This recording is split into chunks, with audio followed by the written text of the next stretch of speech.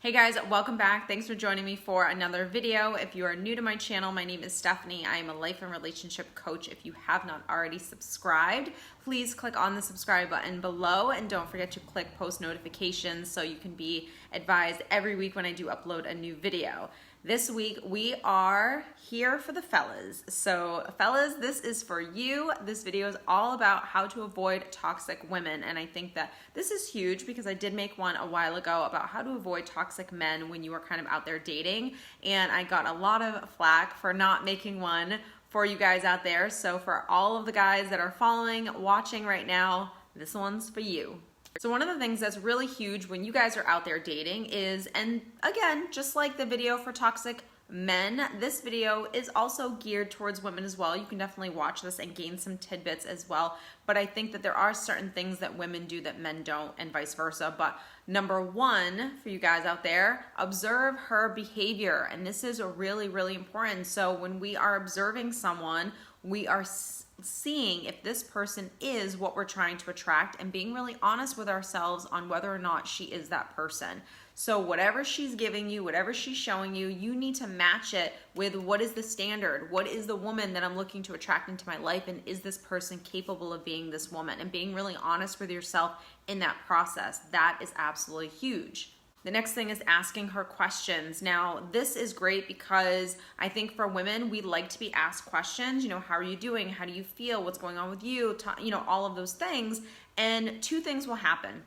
Number one, when you're asking her questions, she will feel like you're inquisitive and you want to know more about her as well. And this is also giving you an opportunity to see, number one, when I ask her questions, does she ask me questions back or is it all about her? And number two, you also learning more about her. So I think people don't even realize at times how beneficial just asking questions are. You know, as you start to say, hey, you know, what are you looking for in a relationship? Where do you see yourself in a few years? What are your goals? Do you want kids? Do you not want kids? What type of career do you have? You know, how hard do you work at your job? Like how, you know, is it a job that requires you to work 50 hours a week? When you start learning this stuff about a person, again, you're going to see, is this person the person that I'm looking to attract into my life? So if you're on a date with a woman and she's great, but she travels 90% of the time and she's always on the go traveling the world, or if she has to work 60, 70 hours a week or something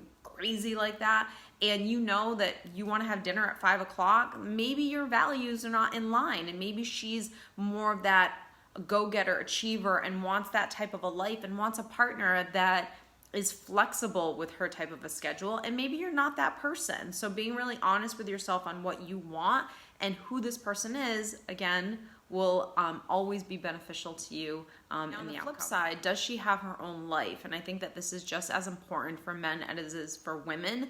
We have to come into relationships being whole. And so if I don't have much of a life, if I don't like my job, if I don't have any hobbies, if I don't have a circle of friends, and I'm just kind of here, then that may not be the healthiest person, because maybe that's the type of person that is codependent and is looking for someone to fill them up because they haven't learned how to do that themselves. So is she excited about life? Does she enjoy life? Does she have hobbies? What is she passionate about?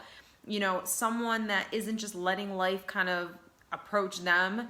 They are out there making things happen for themselves, right? So does she have support in her life? Does she have a circle of friends? Doesn't mean that she needs to be the life of the party and have 50 million friends, but does she have a good support system in her life right now? Because she's aware that she can't do everything on her own, and you're not going to be able to do everything and be everything for her as well. So does she find support in other areas of her life? And what do those relationships look like? I think that that's really important to understand as you begin dating someone, is looking at the relationships that this person has in their life and seeing what is the dynamic. You know, how does she treat the people in her life? Is she caring? Is she thoughtful? Is she compassionate? Does she have empathy?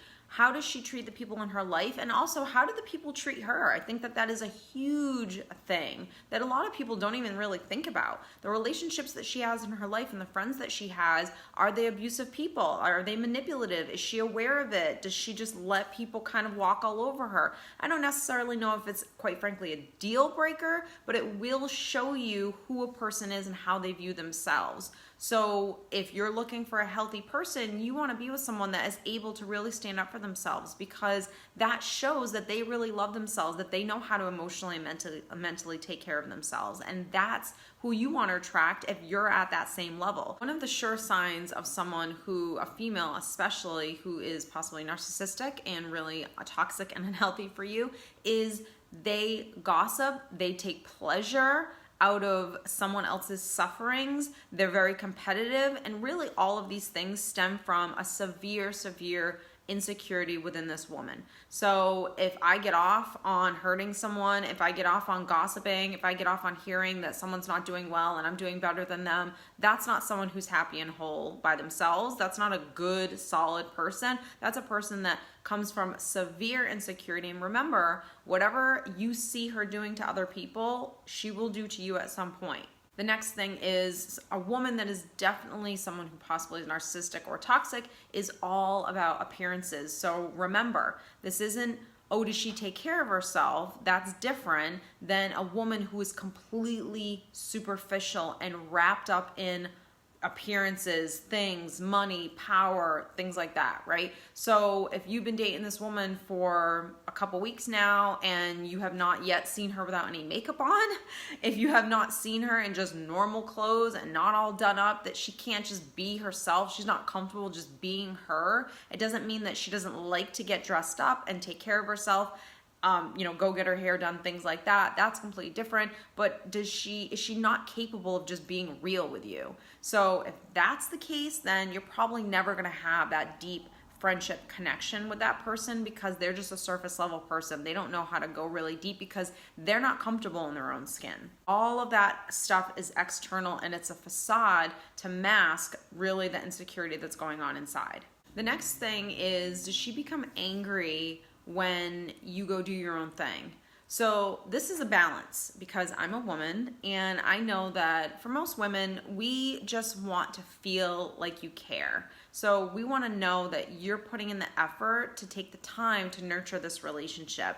And I hear often from couples that have been married for years and years, and the wife gets all annoyed at the husband or boyfriend or whatever when he goes out on a trip with his guy friends. And for the most part, if you're dealing with a woman that's healthy, the only time a woman that is healthy would get upset with a boyfriend or husband for going on trips is when she herself is feeling neglected. So if she feels that you put more time and energy into nurturing those relationships and booking those trips and doing things with those guys versus doing things in your own relationship, then yes, she's going to be not happy and get very angry.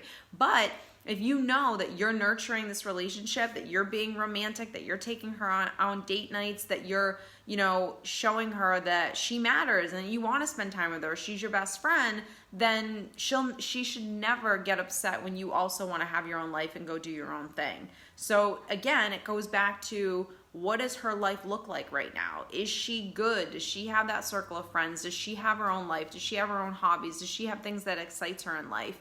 So if she doesn't, and then you come along, you are going to be her world, and that's not a healthy dynamic.